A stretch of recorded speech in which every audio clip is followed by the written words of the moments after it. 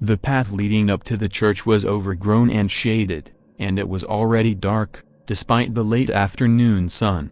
The paving stones were cracked and riddled with weeds, and the gravestones that loomed up from the long grass looked like monsters ready to attack. Even though she could hear the traffic racing past 2 streets away, Marie still paused at the entrance to the church grounds. "Come on, Marie." Danny jogged back and punched her shoulder. "This is nothing. If you want scary, you should try coming back here in the dark." Marie rolled her eyes. "And what would be the point of that? You can't look at stained glass windows in the dark." "Then come on. We'll miss the best light if you keep dawdling out here." Marie looked up at the arch over the gate one last time and drew a deep breath. Then she strolled in, trying to act as carefree as Danny. The battered sign to the place was half hidden in weeds and tilted drunkenly to one side. The church of painted light was just about visible in the dimming daylight, and Marie grunted. "Huh. What's up?" Danny called over his shoulder. "I didn't think that was the official name of the place. I thought it was just a name the Urbex crowd had given it." "Huh. Does it matter either way? Don't you care about the places you're exploring?" "I'm not all that big into the scene, if I'm honest. I mostly just want to find all the scary places and see if they live up to the hype. And this Onia Broken Bar, well, it's got a lot of hype to live up to." Danny was at the door already, and he ran his shoulder against it without breaking his stride. After a moment's resistance, the wood started to creak open, and Marie ran to catch up with him. "Yeah, starting to see that. What, do you think we should have knocked?" Laughing at his own joke, Danny slipped inside the church, and with a final check behind them, Marie followed him. The inside was covered in dust and dirt. The air was thick with a reek of mold and stale air, and Marie coughed and pulled her scarf up over her mouth. This was only her 4th time exploring, and she hadn't gotten used to the conditions yet. Danny led the way down the back of the pews, until he came to the top of the aisle. "Not bad.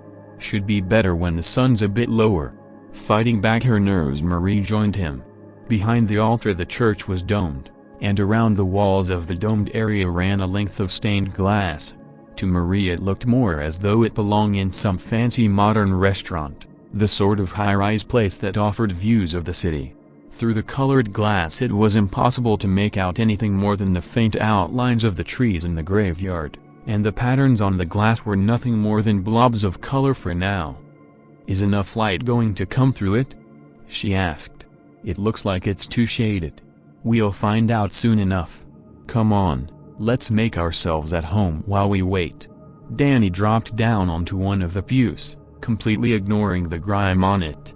A small cloud of dust and moss rose around him, and Marie dug her fingers into her legs to stop herself flinching. She didn't know Danny all that well, and didn't want to see what he'd do if he worked out. She really was scared. No, Marie thought sharply to herself. Not scared. Just cautious. We are breaking and entering after all. With her mind full of whether opening an unlocked door counted, Marie checked behind them. The back of her neck felt cold. "Are you sure this place doesn't have a caretaker?" "Positive. Scout and Richie came here the other week," they would have said. "If they came, then why are we here?" "'Cause they could only come in the morning. We're here to take pictures of the windows in the sunset." Marie was starting to realize that she hadn't been told a lot about this outing before she'd agreed to come along. Why is that such a big deal? Windows like that, plenty of people have got to have taken photos of them before. Nope. No one has. That's the thing. Danny finally spun round on the pew, making the old wood creak under him. He leant over the back of it and pulled a face at Marie. "It's haunted. No one has taken a picture of it and returned to tell the tale." Marie couldn't hold back the shiver this time, and it took a lot of effort to not slap Danny's face when he smirked at her discomfort. "That's nonsense. Has anyone asked the locals? I'm sure they've got plenty of pictures of this place. Pop out just before dinner, take some snaps, then come home before your tea's cold." Never been done. There are no traces anywhere online of what those windows look like with the light behind them. Well, that doesn't surprise me. It's like the town that time forgot out there. So, what do we get for doing this? Fame, notoriety, endless respect and major bragging points. You my broken bar. What? None of that good enough for you, Marie? No, it's not that. I was just a broken bar. Why is there a candle back there? Now it was Danny's turn to look uncomfortable. He leapt to his feet and stared at the back of the church, where Marie was pointing. Sure enough, tucked on a ledge, was a little light. Someone must have been here before we got here. Pretty brave to leave a burning candle. I'd be worried it would set the whole place alight. Danny watched as Marie walked towards the candle, and his hands and mouth kept opening and shutting. This place was supposed to be deserted. Good for a laugh, nothing more. Hold on, Marie said as she got closer. There's more glass back here. More stained glass, like the window. Really? More pictures would mean more fame. Against his every instinct, Danny started following Marie. Yeah. The candle's illuminating them. Look. Here, back here, then we can see them properly. The end of the church is blocked off by a thin screen, with the candle balanced on a small ledge on the front of it. From behind the screen the light flickered through the glass, making the images dance. Wow, Danny breathed. Careful. Someone might think you are impressed. Haha. Can you make out what any of these images are? It looks like a story. See how each bit is blocked off, like a comic book? Start at the left. See what that one is. There's a broken bar, a comet, landing in front of some guy. Is that a bit of the Bible? I don't think so. Though I guess if someone saw a comet fall they'd think it was a sign or something. Okay, what's next? It looks like the guy is grinding up the rock. I don't know. These are really hard to make out. Go and shine your phone torch through the other side, will you? What? Why can't you? 'Cause I'm reading the pictures. Wow. Thanks, Danny. Huffing, Marie went back to the other side and pulled her phone out. She was fine using her torch.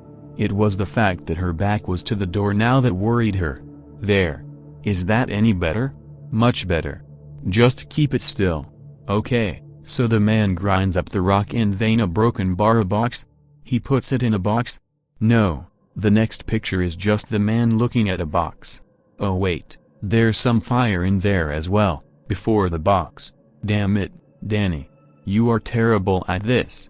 Oh shut up. I can do this, just give me a bloody hell. Danny leapt back from the screen, and Marie fumbled her phone as she jumped as well. It hit the floor with a loud crack, which made both of them jump again. Danny was back round the screen before Marie had even gotten her breath back. What was that all about? She hissed. In the low light it was hard to make out any details on Danny's face, but Marie could feel the panic coming off him. A broken bar. I saw my broken bar. Never mind. Here, I'll hold the light. You go and have a look. You'll have to use your phone, idiot. You just broke mine. Oh. Sorry. Danny dug his own phone out and used it to help Marie pick up hers, but she held off the cursing. From what she knew of him, Danny wasn't the sort to apologize, and the fact he'd just done it freaked her out as much as the outcry. It's fine, I have insurance, Marie said as she shoved the shattered phone back into her pocket. It wasn't fine, and she hated the idea of being out here without her phone, but there was no helping it. Okay. She took a deep breath to calm herself. Let's take a look. Back round the other side of the screen she could see even less of Danny, but at least at the phone light made it obvious where he was. Start at the left. Danny moved the phone over, so Marie followed. Might as well. Okay, so we have the meteor. Then he grinds the rock up. Then a broken bar. The box. Wait, number. The fire. He melts the meteor down and uses it to make glass.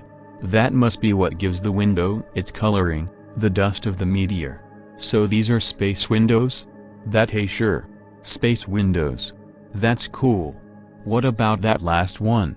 There was something in Danny's voice, a slight edge. Like when you ask someone if they can pass the salt, when you've just unthreaded the screw so the salt grinder will fall apart the next time it's picked up. Braced for surprises, Marie went round to have a look. There's the guy again, in front of the window. And a broken bar. Wait, there's something coming out of the window. Is that? Oh, come on. Tentacles? That's hardly religious. Okay, these are a prank then. You think? Positive. Ever seen a church with tentacles before? Come on, it's almost time for the main windows to be visible. The light came through the other end of the church, but the windows were just a blaze of color. The tale went that the images were only visible when the sun was at the right angle, but after the fake images at the other end, Marie had given up hope. You know, she said as they walked down the aisle side by side, this place is a lot less freaky now that someone's overdone the props with that thing. A little too try hard, don't you think? I guess. Danny doesn't sound at all convinced. What was the scream about anyway? It wasn't a scream. It totally was. A girly scream at that. Tell me what prompted it, and I won't write it on the forums. Okay. It was just a candle playing up. That's up. Playing up how? Danny took a deep breath and exhaled heavily. It looked like the man in the stained glass moved. Seriously? It was just the light moving. It startled me, that's all. Drop it, okay? Okay. Marie was going to remember that though. Always good to have dirt on someone like Danny. So, isn't the sun supposed to light up all these aura? At that moment, the sun dipped low enough to come straight in the end of the church. The curved stained glass window lit up like a bonfire. It was awash with color, every color under the sun, so much so that it looked more like a photo than glass. The detailing on the leadwork was incredibly detailed as well, and for a moment the pair of them stood and took in the beauty of the whole piece. Then they started to see the details in the picture. What the broken bar? Danny mumbled. That's not right, Marie whispered. Who would stain glass that? The scene was a collection of people, all in different poses and in different outfits. There had to be about 30 individuals, and they were all spread around a large blob shape in the center. Tentacles reached out across the whole window, twisting around some of the figures, choking a few of them. Many of the people had injuries, some exceedingly gory. Marie pulled her scarf up higher. Oh, that's grim. Take the pictures and let's go. This was not worth losing my phone over. Right. Danny pulled his phone back out and stepped closer to start snapping away. Marie stayed where she was, but she couldn't pull her eyes away. Everywhere she looked there was a fresh horror, and with the smell of the church as well, it was making her sick. Seriously, who would worship in front of something like this? Hey, Marie? Danny's voice sends a shiver down her spine. It's so low and timid. She doesn't want to know what he's found. Yes? She asked nonetheless. This one here. He's holding a phone. Marie started laughing, trying to make a joke. Seriously? No. Seriously, Marie. It's an actual phone. And this one has a Rolling Stones t-shirt on. When was this window made? Hey, Danny? Marie's voice was as soft as his. Yeah? You know how the other one moved? Because of the light and all? Yeah. This one did that as well, right? Yup. It was just the light. I mean, it's glass. There's no way the tentacle moved. Right. Just the light. Moving. At an angle that we both saw. And are still seeing. Hey, Danny? Yes, Marie? If I start running, will you judge me? Number. I'll be right behind you. They don't make it past the second row of pews before the tentacles burst out of the glass. By the fourth row the tentacles have reached them. Danny just gets his hand to the fifth pew, but he doesn't get a good enough grip to stop it dragging him back. The tentacles haul their prey into the glass, just as the light shifts and the window is nothing but color again. By the time the light is at the right angle again, there are another two figures trapped in the stained glass.